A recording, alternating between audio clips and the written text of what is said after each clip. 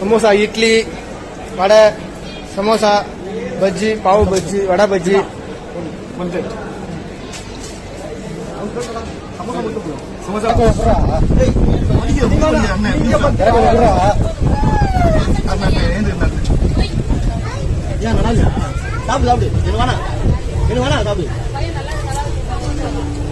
நம்பூர் சமோசா நூறு சமோசா டிஃப்ரெண்ட் தெரியுமா?